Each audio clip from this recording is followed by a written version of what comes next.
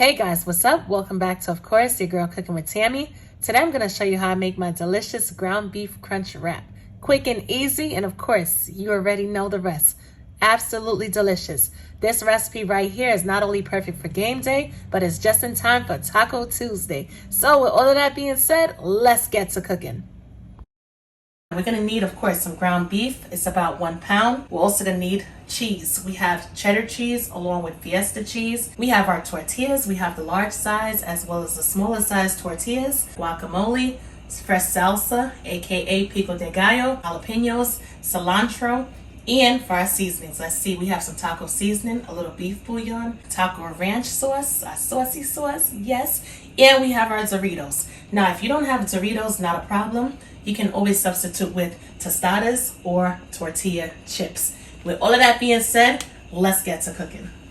For this recipe today, I'm going to be using my cast iron skillet, and best believe it's hot and ready to go.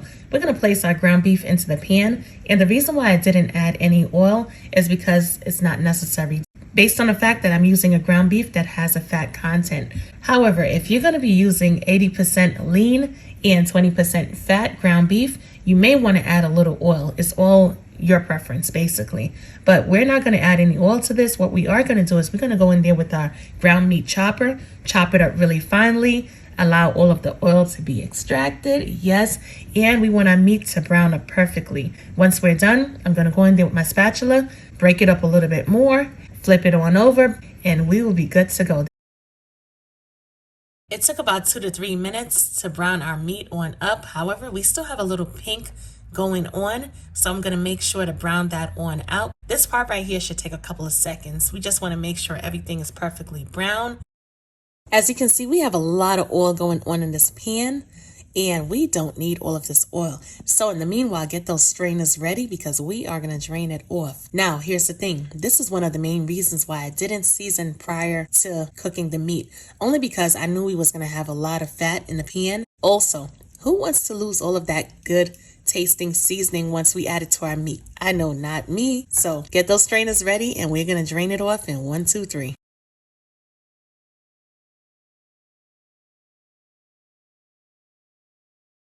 Re-add that meat back to the pan, and let's get it. It's about that time for us to pull everything together. So we're going to go in there with our delicious seasonings. We're going to start off with adding some taco seasoning. Make sure you add enough because right now our meat has no flavor. We're also going to go in with a little bit of beef bouillon, and that's going to be our salt. And you know what? I want to customize this some more. So we're going to add some ranch powder to give it that extra flavor. The inspiration for the ranch came to me, and guess what? I just got to follow through with it. I'm also going to add a little bit of adobo for that nice flair and extra flavor. Yes, we are. You cooking with Tammy. What? Mix it all up. Make sure our meat is perfectly seasoned. Give it a quick taste. See what we're working with. See whether or not if we need to add some more ingredients. Definitely saying something. You know what it's saying? Absolutely delicious.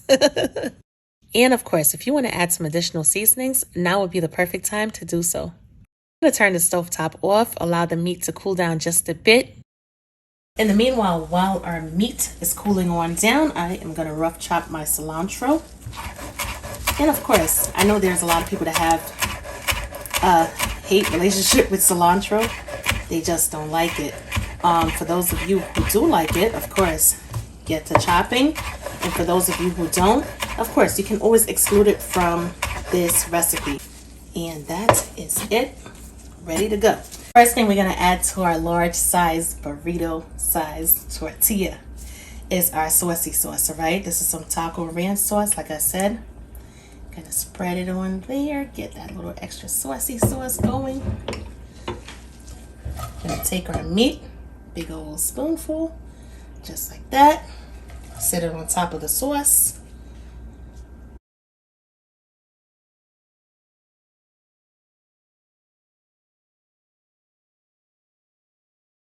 And that, my friends, is perfect. We're going to add our chips. Which one should we add? I am going to go with our nacho cheese Doritos. As I mentioned earlier, if you don't have Doritos, you can use tostadas or tortilla chips. We're just going to add it in there. It doesn't have to be perfect.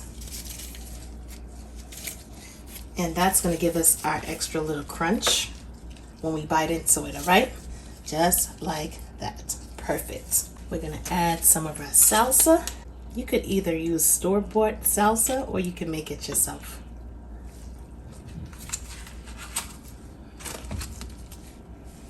We're gonna also add some guac. Same thing, if you want to make your fresh guac, you can. If you want to use store-bought, you can as well. We're gonna add some jalapenos for that little extra kick. Yes, we are.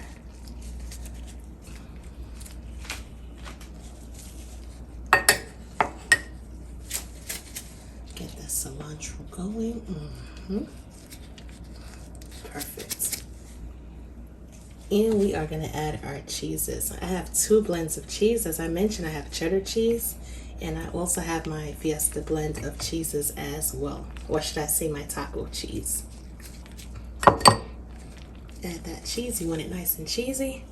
And we're going to add our mini tortilla. Yes, we are. Just like that. Press it on down. Everything is set. And we're going to get to wrapping.